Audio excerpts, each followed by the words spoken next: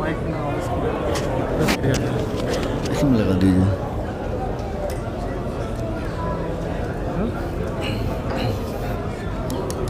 Mic لگائی اس پہ.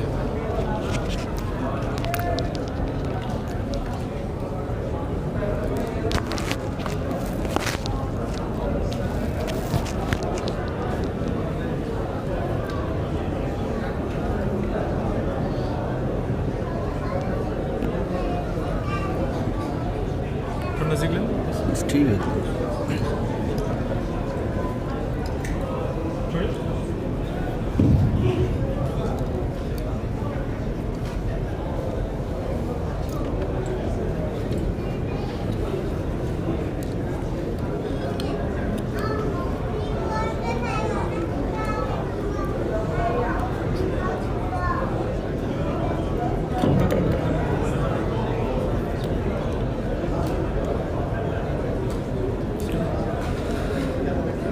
رحم اللہ من قرأ الفاتحہ.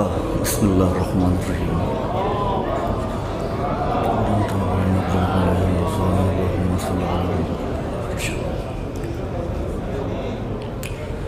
لا حول ولا قوة إلا بالله العلي العظيم. أعوذ بالله من الشيطان اللعين الرجيم. بسم الله الرحمن الرحيم. الحمد لله الذي هدانا لهذا وما كنا لنهتدي لولا أن هدانا الله.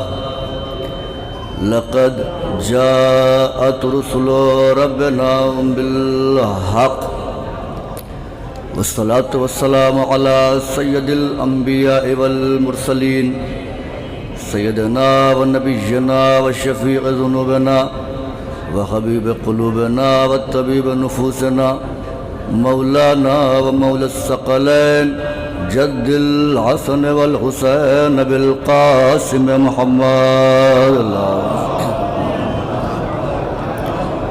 وعلى أهل بيته الطيبين الطاهرين المعصومين المظلومين المنتخبين المنتجبين الذين أذهب الله عنهم الرجس وطهرهم تطهيرا.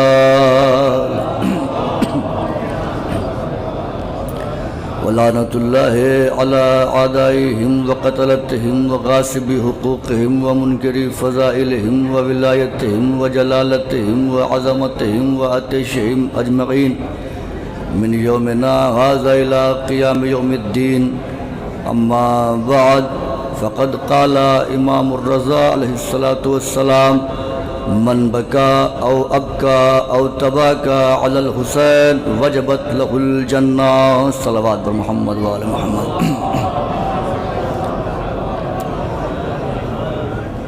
ہر حمد، ہر ثنا، ہر عظمت، ہر بلندی، ہر عزت، ہر توقیر، ہر شہرت، ہر منقبت، ہر فضیلت، ہر قصیدہ سزاوار ہے اس خدائے وحدہ لا شریک کے لیے جو ایک چھپا ہوا خزانہ تھا جس نے قلزم لا سے گوہر مکان کو پے کرے وجود عطا کیا اور خود لا مکان رہا، جس نے تخلیق فطرت و تکوین ما سوا کا ارادہ کیا اور ایک ادائے کن کے ذریعے چشم زدن سے بھی کم وقفے میں چندی عالم ہے گوناگوں کو کتمان عدم سے نکال کر منصع شہود پر جلوہ گر کر دیا. درود اور سلام ہو ان انوار مقدسات پر ذات واجب نے جنہیں اپنی معرفت کے لیے اپنے نور سے خلق فرمایا. وہ انوار جو اس کی اندیت میں مکین تھے اس کی وحدانیت کو نشر کرنے کے لیے دنیا میں جلوہ گر ہوئے، لوگوں کو اس کی توحید کی طرف دعوت دی اور باز گشت کر کے اپنے رب کے نور سے جا ملے. اس خدائے وحدہ لا شریک کی سب سے بڑی حمد اور ثنا یہ ہے کہ وہ ان ہستیوں کا خالق ہے جو فرش پہ ہوں تو سب کے سب محمد ہوتے ہیں، عرش پہ ہوں تو سب کے سب علی ہوتے ہیں. اس خدا وحدہ لا شریک کے واجب الوجود ہونے پر دلیل کے لیے بس یہی کہہ دینا کافی ہے کہ وہ ہستیاں اس کو سجدہ کرتی ہیں جن کے لیے شافعی جیسا امام اعظم اپنی پوری زندگی کہتا رہا کفا فی فضل مولانا علی وقوع شک فی انہ اللہ ومات الشافعی ام لیسا یدری علی ربہ ام ربہ اللہ۔ شافعی پوری زندگی کوشش کرتے رہے لیکن سمجھ نہ پائے کہ ان کا رب اللہ ہے یا ان کا رب علی ہے۔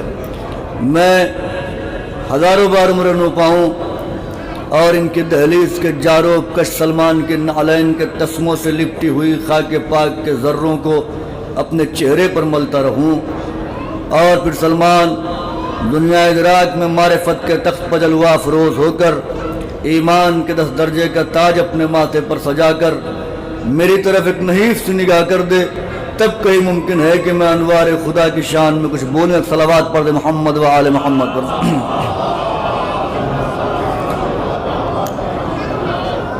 برادران عزیز، کاروان ہند کی جو خدمات ہیں وہ آپ کے پیش نگاہ ہیں۔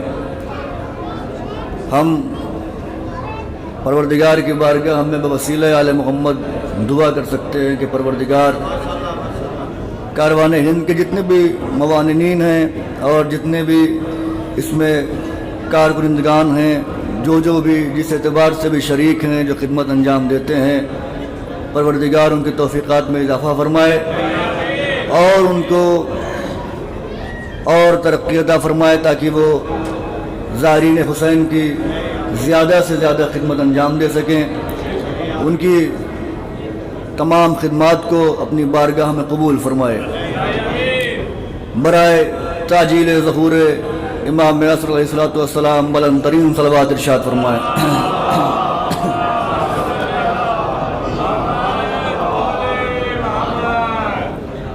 مجلسیں جو ہوتی ہیں وہ ایک پیغام کے لیے ہوتی ہیں اور لوگوں کو حسین کی طرف رغبت دلانے کے لیے ہوتی ہیں تاکہ لوگ حسین کی طرف کھنچ کر آئیں۔ ہماری زبان میں مجلس ایک مخصوص لفظ ہے، حالانکہ عربی زبان میں مجلس ایک چھوٹی سی نشست کو بھی کہتے ہیں، لیکن حسین کے نام سے جب سے یہ لفظ جڑا ہے، اب اگر آپ سے جب بھی کہا جائے مجلس تو آپ کے ذہن میں ایک ہی تصور آئے گا، وہ حسین۔ کیوں؟ چونکہ حسین نے اس لفظ کو خاص کر دیا، حسین نے اس لفظ کو مخصوص کر دیا اپنی ذات سے۔ روایات میں ہے کہ 4 اقسام کی مجالس ہیں۔ ایک مجلس وہ ہے جس مجلس میں تلاوت قرآن ہو، یعنی ایک نشست وہ ہے جس میں تلاوت قرآن ہو، اور امام فرماتے ہیں کہ جو قرآن کے ایک حرف کو بھی حفظ کر لیتا ہے اللہ اس کے نامہ عمل میں 1000 نیکیاں لکھ دیتا ہے۔ پھر امام حسن عسکری علیہ السلام ارشاد فرماتے ہیں، توجہات کا طالب ہوں، اگر آپ نے توجہ میری جانب مبذول رکھی تو انشاءاللہ لطف بھی آئے گا آپ کو اور کچھ معروضات، کچھ پیغام بھی آپ تک پہنچے گا۔ امام فرماتے ہیں کہ روز قیامت کچھ والدین ایسے ہوں گے کہ قدرت کی جانب سے ان کے سر پر نورانی تاج رکھا جائے گا اور ان کو بیش بہا قیمتی لباس سے مزین کیا جائے گا۔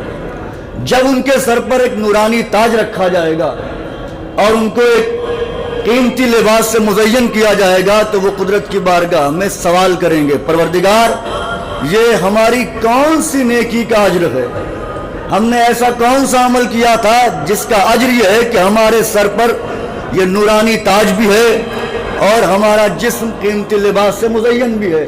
تو آواز قدرت آئے گی، دنیا میں تم نے جو اپنی اولاد چھوڑی، جسے تم نے تعلیم قرآن دیا تھا، جسے تم نے قرآن سکھایا تھا، جسے تم نے قرآن کا علم دیا تھا، وہ قرآن کی تلاوت کرتا ہے، وہ قرآن کے حروف کو لوگوں تک پہنچاتا ہے، قرآن کا علم منتقل کرتا ہے، یہ اس کا اجر ہے کہ تم نے ایک قرآن پڑھنے والا، ایک قرآن کا علم رکھنے والا دنیا میں چھوڑا ہے تو یہ اس کا اجر ہے کہ تمہارے سر پر ایک نورانی تاج بھی رکھا گیا ہے. توجہ کیجیے گا, ایک نورانی تاج بھی ہے اور تمہارے جسم کو بیش بہا قیمتی لباس سے مزین کیا گیا ہے. ایک نورانی تاج رکھا گیا اور بیش بہا قیمتی لباس سے مزین کیا گیا. جو ماں باپ ہے وہ بھی غیر معصوم ہیں, جس کو چھوڑ کر آئے ہیں وہ بھی غیر معصوم ہے. جو ماں باپ ہے وہ بھی گنہگار ہیں, جس کو چھوڑ کر آئے ہیں وہ بھی گنہگار ہیں. لیکن اجر کیا ہے؟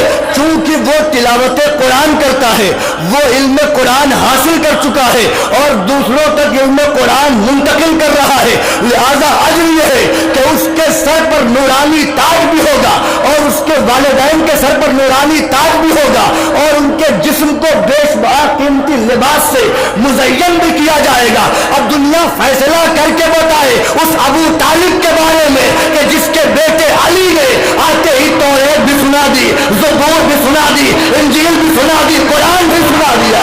صلوات پڑھتے محمد والے محمد پر.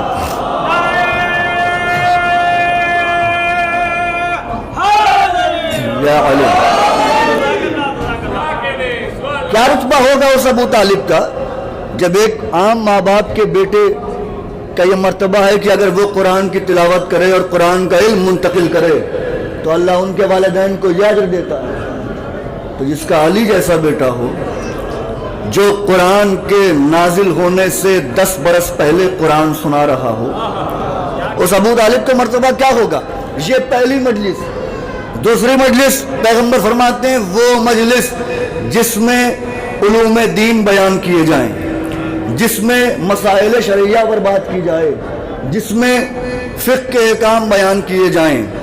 اور پھر پیغمبر فرماتے ہیں, اب یہ قابل غور بات ہے صاحبان معرفت کے لیے, چونکہ یہ گفتگو ایسی ہے, اب اس میں لوگ آتے جاتے رہیں گے وہ ایک الگ بات ہے, لیکن یہ گفتگو جو ہماری زبان سے منسلک لوگ ہیں ان کے لیے ہے, وہ خاص کر کے سنیں. اگر وہ اندر نہیں آ سکتے, ہاں ایک جملہ میں یہاں پہ عرض کر دوں بات کو روک کر, لوگ مجلس حسین کی اہمیت کو سمجھتے نہیں ہیں, یقین مانیے نہیں سمجھتے ہیں.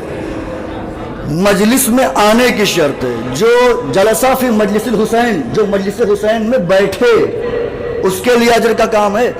آپ نماز پڑھتے ہیں, فرادہ بھی پڑھتے ہیں, باجماعت بھی پڑھتے ہیں, دونوں میں زمین آسمان کا فرق ہے. نماز آپ کی ہو جاتی ہے لیکن جو آپ باجماعت پڑھتے ہیں اس کا مرتبہ الگ ہے. الحاج مرحوم محمد محمدی یزدی یہیں عراق کے رہنے والے تھے, آپ معلوم کیجئے گا, بہت بڑے عالم تھے, متقی تھے, پرہیزگار تھے. کتاب کا نام صحابہ رحمت, اس میں یہ واقعہ تحریر ہے. مجلس حسین کے حوالے سے ذہن میں آ گیا تو میں عرض کر دوں, وہ امام حسین کی زری کی زیارت کرنے کے لیے روز جایا کرتے تھے, ایک دن بھی ناغہ نہیں کرتے تھے. ایسا وقت آیا کہ ظالم حکومت نے انہیں کربلا چھوڑنے پر مجبور کیا کہ اگر تم کربلا میں رہو گے تمہیں ہم قتل کر دیں گے. گھر پہ آئے رونے لگے تو ان کی والدہ نے کہا کہ بیٹا جان بچانا فرض ہے, لہذا تم یہاں سے چلے جاؤ, جب اللہ ماحول سازگار کرے گا پھر تم دوبارہ واپس آ جانا. اب جو حسین سے عشق کرتا ہے وہ تو بے قرار ہے نا کہ وہ کیسے چھوڑ کے جائے. آپ ہی آتے ہیں کربلا سے, وطن سے آتے ہیں کربلا کی زیارت کرنے کے لیے, لیکن جس دن آپ واپس جا رہے ہوتے ہیں آپ کی کیفیت الگ ہوتی ہے, جداگانہ ہوتی ہے. دل نہیں ہوتا کہ حسین کے ذریعے کو چھوڑ کے ہم جائیں, لیکن مجبوری لے کر جاتی ہے. تو یہ نکلے عراق چھوڑنے کے لیے, زری کے سامنے سے گزرے اور زری کو دیکھ کر زارو قطار رونے لگے. مجلس حسین کیا ہے سنیے, زارو قطار رونے لگے, چیخ نکل گئی ان کی اور کہنے لگے مولا میں زری کی زیارت کے بغیر حرم میں بیٹھے بغیر کیسے جی پاؤں گا, حرم میں بیٹھے بغیر کیسے جی پاؤں گا. روتے ہوئے حالت بیداری میں انہوں نے سرکار سید الشہداء کو دیکھا. امام نے فرمایا اے محمد محمدی یزدی تم پریشان نہ ہو, تم ایران چلے جاؤ اور دیکھتے جانا جہاں جہاں بھی میرے نام کی مجلس منعقد ہو اس مجلس میں جا کے بیٹھ جانا. میری مجلس میں بیٹھنا میرے حرم میں بیٹھنے کے برابر ہے. اب جو مجلس حسین میں بیٹھتا ہے وہ گویا امام حسین کے حرم میں بیٹھتا ہے. صلوات پڑھ دے محمد والے محمد پر. تو پہلی مجلس کیا تلاوت قرآن کی, توجہ رکھیے گا.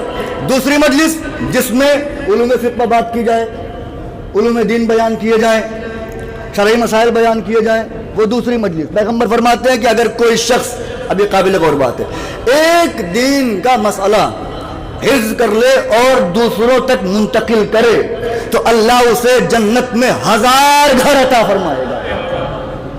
1000 گھر جنت میں، ایک مسئلہ پہنچا دے تو جنت میں 1000 گھر ملے گا، اور اس پر جہنم کی آگ حرام ہو جائے گی۔ جہنم کی آگ حرام، 1000 گھر جنت میں۔ آپ پڑھتے رہیے، کوئی اعتراض کرنے نہیں اٹھے گا کہ ایک مسئلہ بیان کرنے پر اللہ جنت میں 1000 گھر کیسے عطا کرے گا۔ آپ سوچئے، جو خدا ایک مسئلہ بیان کرنے پر جنت میں 1000 گھر عطا کرے گا، کہہ کون رہا ہے؟ پیغمبر کہہ رہے ہیں، محمد کہہ رہے ہیں۔ تو انہی کا بیٹا ایک محمد ہے جس نے کہا ہے کہ حسین پر اگر کوئی ایک آنسو بہا دے تو اللہ اس آنسو کے عوض میں جنت عطا کر دیتا ہے۔ ایک آنسو کے بدلے جنت ممکن کیسے نہیں ہے، جب ایک مسئلے کے بدلے 1000 گھر جنت میں مل سکتے ہیں؟ خدا چاہے جو چاہے وہ عطا کر دے، خدا کی ملکیت ہے، اور اس نے انہیں ملکیت دی ہوئی ہے، اختیار دیا ہوا ہے۔ تو 2 مجلسیں ہوئی۔ اب تیسری مجلس کون سی ہے؟ کہ تیسری مجلس وہ ہے جس میں علی کے فضائل بیان کیے جائیں۔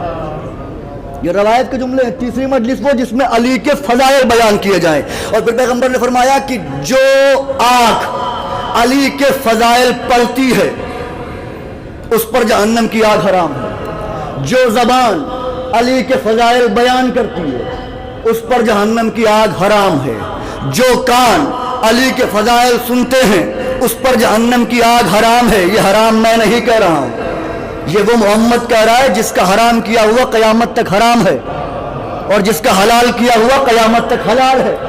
پھر فرمایا جو علی کی ایک فضیلت لکھ لے اس کے ہاتھوں پر جہنم کی آگ حرام ہے۔ یہ ہو گئی تیسری مجلس۔ چوتھی مجلس فرمایا جس مجلس میں ہمارے امر کو زندہ کیا جائے اور ہماری مصیبت کو بیان کیا جائے۔ توجہ، ہماری مصیبت کو بیان کیا جائے۔ پہلی مجلس تلاوت قرآن کی، دوسری مجلس بیان علوم شرعیہ کی، تیسری مجلس فضائل علی کی، چوتھی مجلس ان کے امر اور مصائب کی۔ اگر ہم تلاوت قرآن والی مجلس کرتے ہیں تو بیان علوم شرعیہ والی مجلس سے محروم رہتے ہیں، اگر علوم شرعیہ والی مجلس کرتے ہیں تو فضائل علی کی مجلس سے محروم رہتے ہیں، اگر فضائل علی والی مجلس کریں تو ان کی مصیبت والی مجلس سے محروم رہتے ہیں۔ اب ہم کریں کیا؟ ہمیں تلاوت قرآن والی مجلس کے ثواب بھی چاہیے، ہمیں علوم دین والی مجلس کے ثواب بھی چاہیے، ہمیں فضائل علی والی مجلس کے ثواب بھی چاہیے، ہمیں ان کی مصیبت والی مجلس کے ثواب بھی چاہیے۔ ہم کیا کریں کہ ہمیں ان چاروں مجلسوں کا ثواب مل جائے؟ آواز حسین آئے گی، پریشان نہ ہونا۔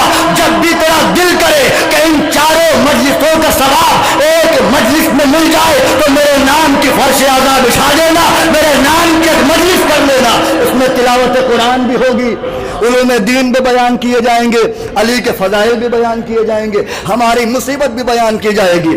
یہ ہے حسین کی مجلس کا اثر، حسین کی مجلس کا کمال، کہ چاروں مجلسوں کا ثواب ایک ہی مجلس میں۔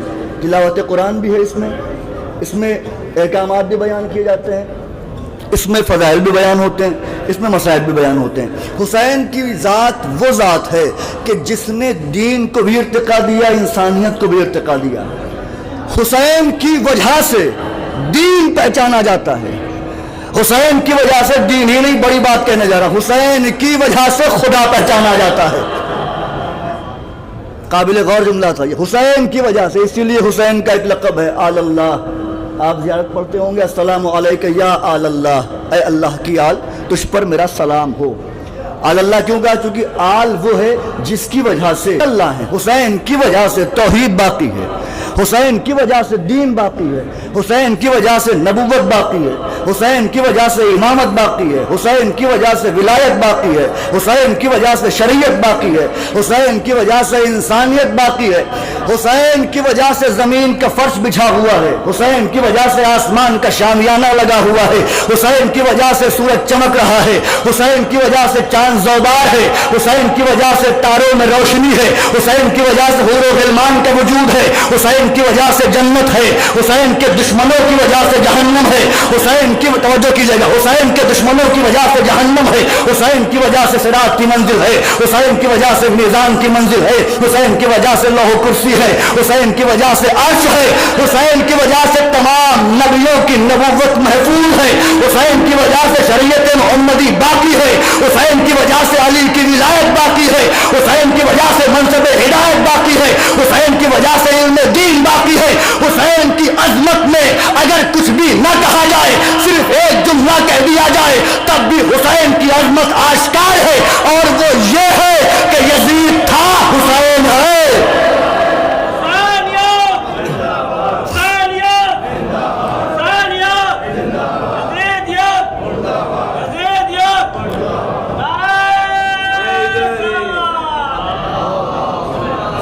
حسین لوگوں کو غیرت دار بناتے ہیں، حسین غیرتوں کی خیرات دیتے ہیں، بس منزل کی طرف میں آ رہا ہوں، حسین غیرت دار بناتے ہیں، یہ تقاضۂ فطرت بشری ہے۔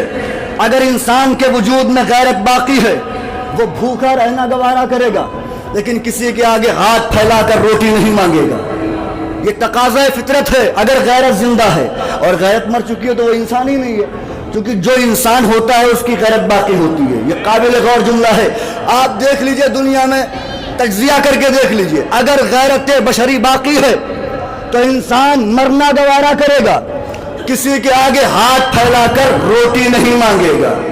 کیوں نہیں مانگے گا؟ چونکہ اس کی غیرت اس بات کی اجازت نہیں دیتی کہ وہ اپنی بھوک کا اظہار کرے اور وہ کسی سے مطالبہ کرے کہ میں بھوکا ہوں مجھے روٹی کھلاؤ، میں بھوکا ہوں مجھے کھانا کھلاؤ، چونکہ غیرت اس بات کی اجازت نہیں دیتی ہے۔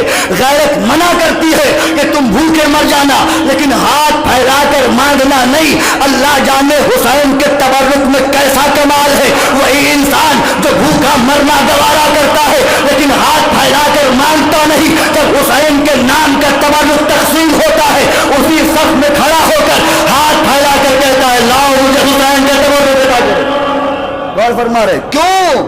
کہاں گئی غیرت؟ ابھی تک تو کہہ رہے تھے کہ مر جائیں گے لیکن روٹی نہیں مانگیں گے۔ غیرت اس بات کی اجازت نہیں دیتی، جواب آئے گا حسین کے نام کا تبرک مانگ کر کھاؤں گا تبھی تو غیرت دار بنوں گا۔ یہ دیکھیے یہ عشق ہے، فضائل سن رہے ہیں رو رہے ہیں، اسے کہتے ہیں عشق حسین۔ کون ہے حسین؟ حج آپ جانتے ہیں نا، حج کس کے لیے واجب ہے؟ مستطیع کے لیے، جو صاحب استطاعت ہو، حج ان کے لیے واجب ہے۔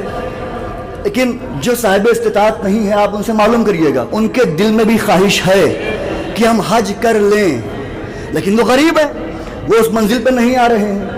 جو صاحب استطاعت ہے وہی حج کرے گا۔ شریعت نے ایک حد رکھی ہے کہ صاحب استطاعت، دیکھیں حسین کتنا کریم ہے، صاحب استطاعت ہے تو حج کرے گا تبھی وہ حاجی بنے گا۔ غریبوں کے دل میں بھی تمنا ہے کہ ہم کو بھی حج کا ثواب ملے، ہم بھی حج کے برابر عمل کر لیں، ہم بھی حج کر لیں، لیکن چونکہ وہاں شرط لگی ہوئی ہے جب تک صاحب استطاعت نہیں ہوگا جب تک وہ حج کرنے نہیں آئے گا۔ اب یہ غریب کیا کرے؟ یہ بھی حج کرنا چاہتا ہے، یہ بھی چاہتا ہے کہ میرے دامن میں، میرے نام عمل میں حج کا ثواب لکھا جائے۔ حسین نے آواز دی تو غریب ہے پریشان نہ ہونا، جب بھی تیرا دل کرے حج کرنے کا سفر کر کے میری زری کے پاس آ جانا، تجھے حج کرنے کا ثواب عطا کر دوں گا۔ حسین حاجی بنا دیتے ہیں غریبوں کو، کتنا کریم ہے حسین زہرا کا لال، جو صاحب استطاعت ہونے کے بعد شرف ملتا ہے۔ حسین غریبوں کو ایک لمحے میں شرف دے دیتے ہیں، اور صرف حج نہیں، صادق امام کا سچا فرمان ہے، کیونکہ ان کا سچا فرمان نہیں ہوگا پھر کس کا ہوگا؟ وہ فرماتے ہیں کہ جس نے میرے جد حسین کی قبر کی زیارت کی اس نے 70,000 حج مقبولہ کیا۔ مقبولہ گارنٹی لے لی، قبول شدہ حج، اور فرمایا کہ زائر حسین کا جو شرف ہے وہ منفرد ہے۔ پوچھا مولا کیا ہے؟ کہ جب زائر حسین حرم حسین کی طرف آنے لگتا ہے، اس کے استقبال میں ہم اہل بیت کی دو منفرد شخصیتیں جاتی ہیں۔ پوچھا گیا کون مولا؟ کہا ایک ہمارے جد عباس، ایک ہماری جدہ فاطمہ، اور کیا صرف چاہیے آپ کو؟ پھر امام نے فرمایا، کیا کہنے، یہ امام ہی کہہ سکتے ہیں، امام فرماتے ہیں کہ جب وہ ذریعہ حسین کے قریب ہونے لگتا ہے، اللہ فرشتے کو حکم دیتا ہے کہ اس کے نامہ عمل سے تمام گناہ مٹا دو۔ پوچھا گیا مولا اللہ ایسا کیوں کرتا ہے؟ سنیے، لوگوں کے ذہن میں سوال ہوتا ہے نا کہ یہ ذریعہ چومنے کی وجہ سے اللہ ایسا کیوں کرتا ہے کہ نامہ عمل سے گناہ معاف کر دیتا ہے، مٹوا دیتا ہے۔ امام سے پوچھا گیا مولا اللہ ایسا کیوں کرتا ہے؟ امام نے فرمایا اللہ کی مشیت کو یہ گوارا نہیں کہ کوئی گنہگار ہاتھ حسین کے ذریعے کو چھوئے۔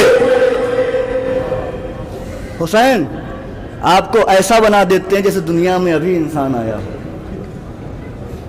ایک نبی ہیں، بس بات سمیٹ لی میں نے، ایک نبی ہیں جن کا نام ہے یعقوب، ان کے بارے میں آپ نے سنا ہوگا، بہت روئے یہ۔ کس کے لیے روئے؟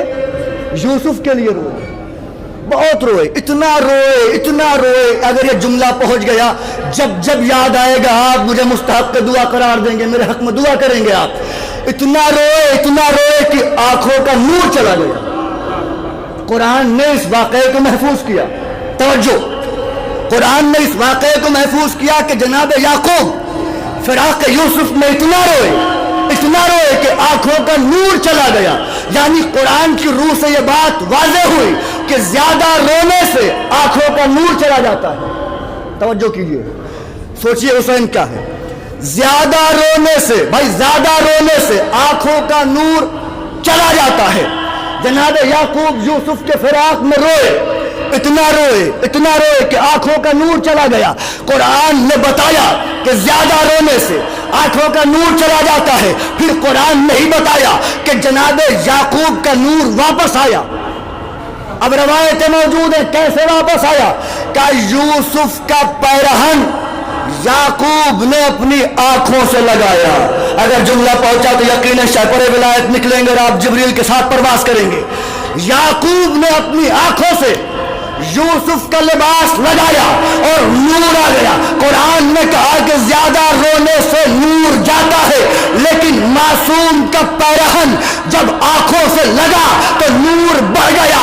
اب دنیا پریشان ہے کہ یہ شیعہ 1400 سال سے حسین کی مصیبت پر رو رہے ہیں، لیکن آنکھوں کا نور ہے۔ ارے گریا کرنے لگے آپ۔ اب میں اسے مسائل پڑھ دیتا ہوں۔ کیا شرف ہے آپ کا، حسین کی ماں سیدہ ہر مجلس میں اپنا رومال لے کر آتی ہیں۔ کیوں لے کر آتی ہیں؟ آپ مشی کرتے ہوئے آئے ہیں، آپ کا جہاں دل ہوا ہوگا وہاں بیٹھ گئے ہوں گے، پانی بھی رہا ہوگا، پانی بھی پیا ہوگا آپ نے، اگر بھوک کا احساس ہوا ہوگا تو بنام حسین تبرک بھی ملا ہوگا آپ کو۔ یہی وہ راستہ ہے۔ علی کی بیٹیوں کو بھی گزارا گیا تھا۔ آپ بیٹھے، تھک کر جب بیٹھے تو یقیناً کسی نے آ کے کہا ہوگا کہ اگر پیروں میں درد ہے تو میں مالش کر دوں، دبا دوں۔ کسی نے تازیانہ تو نہیں مارا نا آپ کو؟ اللہ اکبر۔ رونے میں نہ تکلف کیجیے گا، اس لیے کہ جو فضائل پر آپ داد دیتے ہیں وہ ذاکر کے لیے ہے، لیکن جو مصیبت حسین پر روتے ہیں نا، وہ ایک دکھیا ماں ٹوٹی پسلیوں والی بی بی اپنا رومال لے کر حسین کے زخموں کے مرہم کے لیے آنسو لینے آتی ہے۔ کتنے خوش نصیب ہیں کہ آپ کی آنکھوں کا انتخاب کیا ہے حسین کی ماں نے۔ پانی بھی ملا آپ کو۔ یہی دیکھیے وہ حسین جو 3 دن کا بھوکا پیاسا شہید کیا گیا، اسی کے نام پہ کسی زائر کو بھوکا نہیں رہنے دیا جاتا۔ حسب توفیق، حسب استطاعت، جو جیسی خدمت کر پاتا ہے ویسی کرتا ہے۔ امام فرماتے ہیں ابن الشبیب ان کنت باکیا فی شیء فابکی علی جدی الحسین۔ ابن شبیب جب بھی تمہیں کسی مصیبت پر رونا آئے تو اس مصیبت پہ نہ رونا، فابکی علی جدی الحسین، تو ہمارے جد حسین کی مصیبت پہ رونا۔ ابن شبیب نے پوچھا مولا اتنی تاکید کیوں کرتے ہیں، کیسے شہید ہوئے آپ کے جد؟ امام فرماتے ہیں ابن شبیب ان الحسین ذبح کما یذبح الکبش، حسین ایسے ذبح کیے گئے جیسے ایک بھیڑ ذبح کی جاتی ہے۔ अल्लाह अकबर। जो मुसीबतें हुसैन ने उठाई हैं, कायनात में कोई मजलूम वो मुसीबत नहीं उठा सकता। मौला इन आवाज़ों पर रहमत नाजिल फरमाए। और नमाज में खास दुआ ये मांगा कीजिए कि परवरदिगार हमारे वो गुनाह मुआफ फरमा जिसकी वजह से हम हुसैन की मुसीबत पर रो नहीं पाते। बस एक रवायत और मजलिस को तमाम करूं, थके भी हैं आप। एक बीबी है जिसका नाम है नवार, वो खादिमा है आले मोहम्मद की। वो खूली की ज़ौजा है। खूली की दो बीबियां, एक शहर कूफा के अंदर रहती थी, एक शहर कूफा के बाहर रहती थी। ये जो नवार है ये शहर कूफा के बाहर रहती थी। बीबी ज़ैनब की कनीज़ थी। जब इसकी शादी हुई नवार से, बहुत रोएंगे अगर आपने महसूस किया। पहले मैं एक सवाल करता हूँ, क्या आपको तमन्ना नहीं, आरजू नहीं कि आपके घर इमाम आए? हर चाहने वाला यह आरजू रखता है कि मेरे घर इमाम आए। इमाम तो इमाम है। अगर कोई मौला का मदह खान, मौला का जाकिर आ जाता है तो आप उसको दावत देते हैं कि मेरे घर चलिए, मैं आपकी खिदमत करना चाहता हूँ।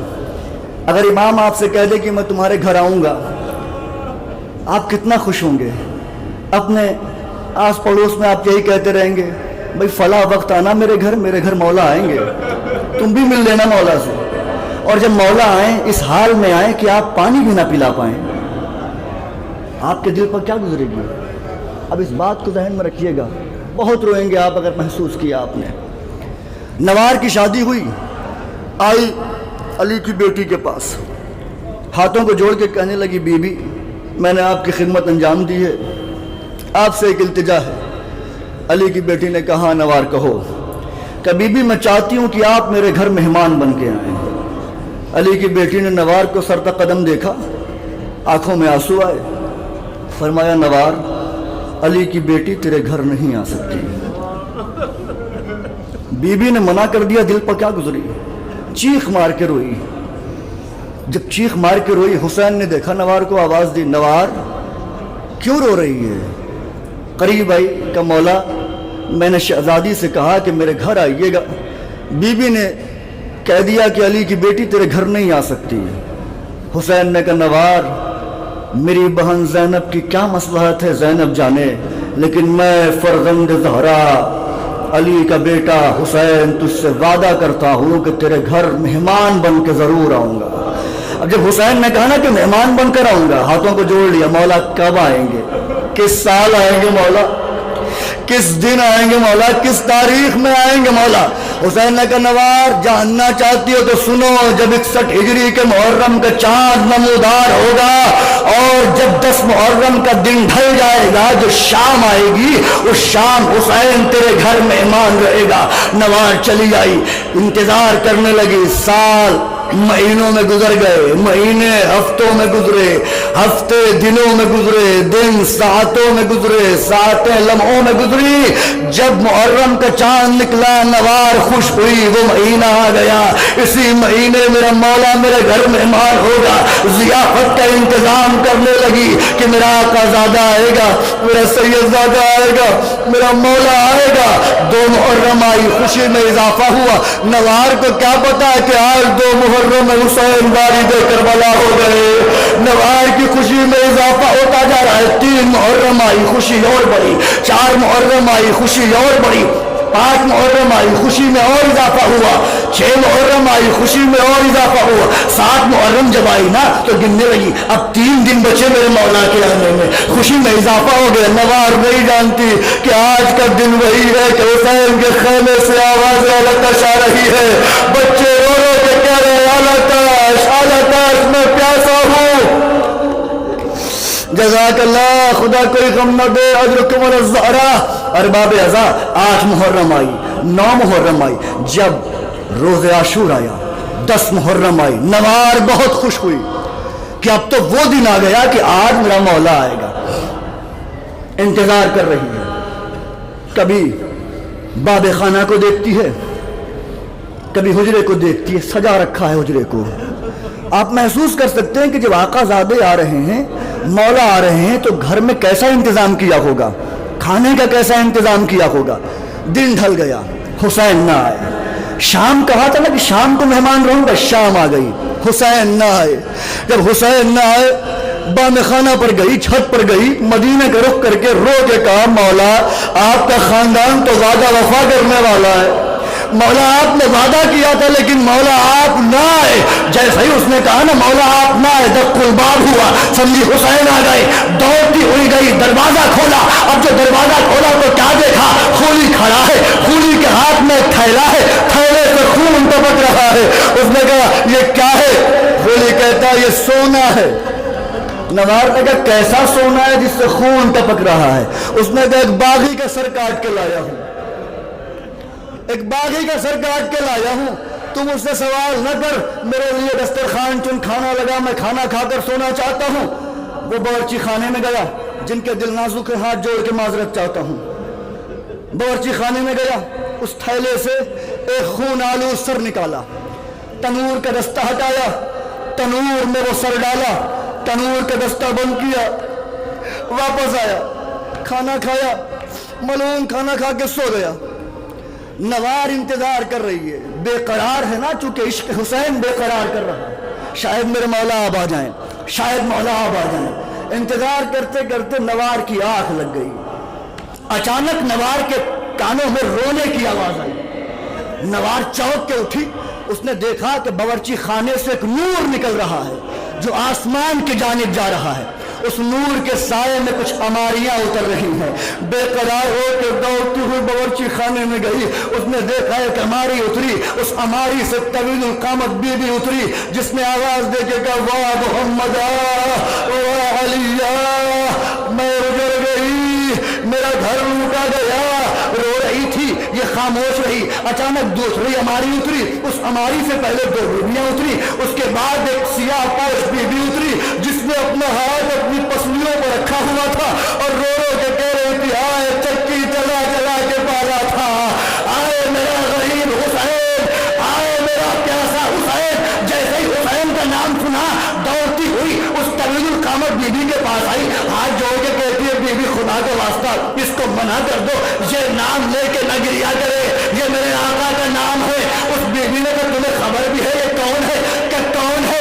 जिस आका की तुम बात कर रही हो उसी हुसैन की गरीब माँ ज़हरा है।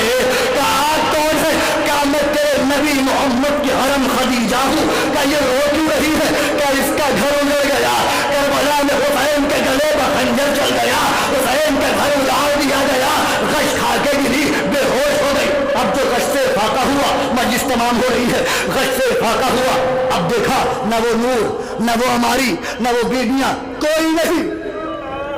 दौड़ती हुई आई, तनूर का रास्ता हटाया, एक सर जो खाको खून निकलता, खाको खून में डूबा हुआ, सर को निकाला, सामने रखा, अपनी चादर से सर को साफ करने लगी। सर को साफ करते हुए देखा, कहा रे ये तो हूबहू मेरे मौला हुसैन से मुशाबे है। जैसे ही कहा ना, उसका पहले सर में आँख खोल दी, नवार मुशाबे नहीं, मैं ही तेरा आका हुसैन हूँ, मैंने वादा किया था ना कि तेरे घर मेहमान बन के आऊंगा। रो के कहने लगी मौला आप आए, आपका शुक्रिया, मौला ममनून हूँ, लेकिन मौला किस हाल में आए थे, आपको एक घूंट पानी भी नहीं पिला सकती। ए मौला ये क्या हो गया? हुसैन ने कहा नवार हमें करबला में मेहमान बुला के लूटा गया, नवार हमारे अकबर के सीने में नेज़ा तोड़ा गया, नवार हमारे कासिम को जीते जी पामाल किया गया, नवार हमारे आन मोहम्मद को मारा गया, नवार हमारे 6 महीने के बच्चे के गले पर तीर मारा गया, नवार हमारे अब्बास के बाजू काटे गए, नवार हमारी सूखी हुई रगों पर खंजर चलाया गया। खत्म कर दी मजलिस।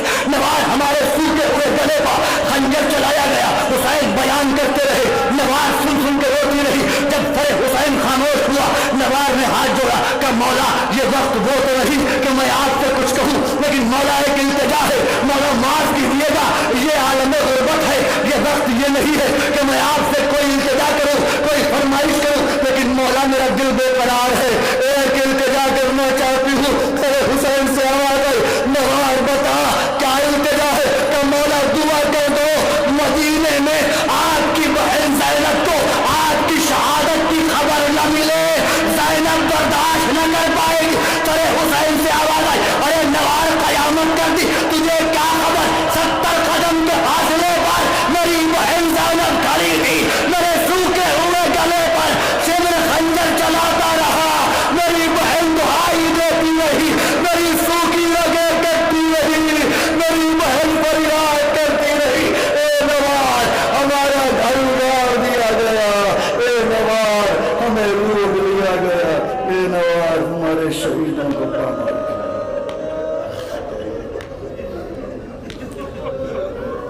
ألا لعنة الله على القوم الظالمين سيعلم الذين ظلموا أي منقلب ينقلبون اللهم ارزقنا شفاعة الحسين يوم الورود اللهم اكتبنا من الباكين بمصاب الحسين اللهم اكتبنا من زوار الحسين اللهم ارزقنا زيارة قبر الحسين في الدنيا وشفاعته في الآخرة أحسن الله لكم عزاء في عزاء الحسين بجاه محمد وآل محمد اللهم عجل لوليك الفرج اللهم عجل لوليك الفرج اللهم